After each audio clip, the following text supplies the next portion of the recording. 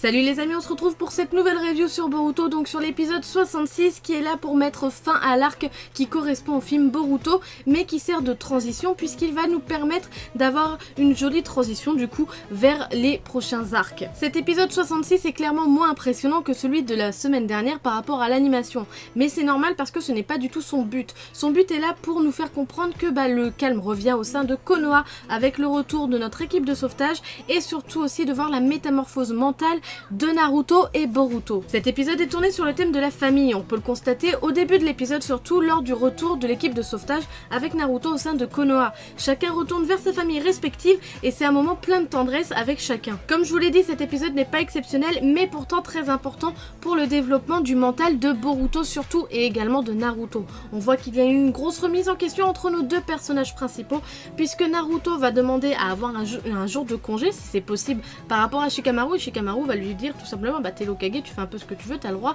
de te donner des congés. Et donc on voit qu'il y a quand même un effort fait par Naruto pour être au sein de sa famille, on le voit surtout à la fin de cet épisode.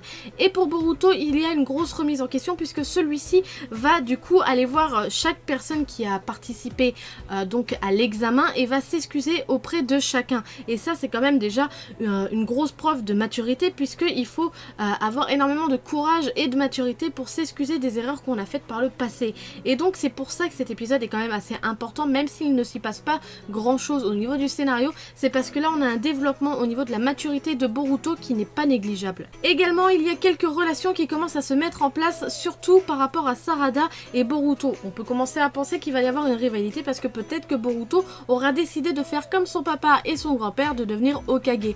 Or pas du tout, ce n'est pas du tout sa volonté, lui ce qu'il voudrait c'est être comme Sasuke et il le fait bien comprendre à Sarada. Et c'est d'ailleurs pour ça que Sarada va d'abord le voir comme un potentiel rival, mais on dirait que quand il va lui révéler donc son intention, qu'il y a quelque chose qui va émoustiller la jeune fille et c'est d'ailleurs pour ça qu'elle rougit. Donc on a l'impression qu'on essaie de nous mettre en place une légère romance entre Sarada et Boruto et moi personnellement je ne suis pas contre, même si je pense que c'est un petit peu tôt par rapport à leurs âges. Mais après bon ça, du moment que ça reste juste comme ça vite fait, moi ça ne me dérange pas. J'espère juste que ça n'ira pas trop vite non plus.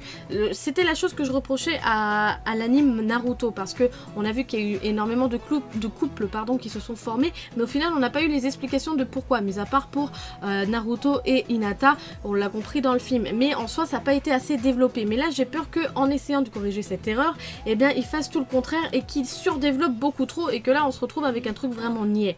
Donc j'ai un petit peu peur par rapport à ça. On a quand même deux éléments majeurs qui se passent dans cet épisode. Le premier c'est par rapport à Mitsuki. On voit qu'il a la visite de son père, donc Orochimaru, qui vient le voir pour prendre de ses nouvelles et surtout pour lui dire que apparemment il a failli déclencher quelque chose avec sa délivrance de chakra en passant en mode ermite. Et donc on voit qu'il y a quand même un certain potentiel par rapport à Mitsuki, mais on ne sait pas réellement qu'est-ce qu'il est et qu'est-ce qui va se passer. On sait juste que le jour où il se lâche, ça peut risquer de compromettre un petit peu Orochimaru et du coup forcément Mitsuki. Donc il y a encore plein d'interrogations par rapport au développement de Mitsuki et je suis impatiente d'avoir ces réponses. Le deuxième événement qui n'est pas négligeable dans cet épisode, c'est l'apparition du troisième membre du clan Otsutsuki, lui qui avait disparu après le combat avec les deux principaux membres. Donc on ne sait pas trop ce qu'il fait là, est-ce qu'il est là pour observer, est-ce qu'il est là pour mettre au point un plan pour réussir à rassembler encore une fois du chakra qui était leur mission principale. On ne sait pas trop, tout ce qu'on sait c'est qu'il évoque le fait que Toneri gardait quand même un œil sur tout ce qui se passait dans le monde des ninjas et surtout sur le clan Uzumaki. Donc on ne sait pas trop, là encore on a énormément de questions qui s'éveillent et j'espère qu'on aura des réponses quand même relativement tôt, mais par rapport à la preview je pense que ça ne va pas être de sitôt. Et très jolie transition, on va parler de la preview de l'épisode 67, donc de l'épisode de la semaine prochaine qui m'a l'air de repartir dans les mauvaises habitudes de Boruto avec des hors-séries encore une fois à n'en plus finir.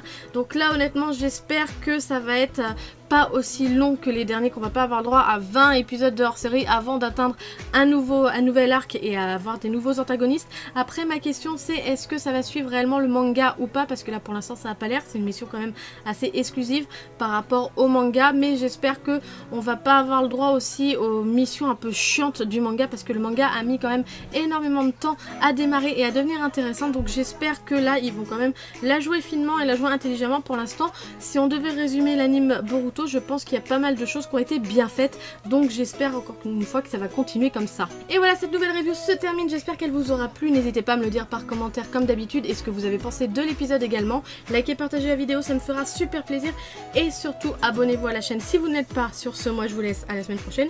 Tchuss!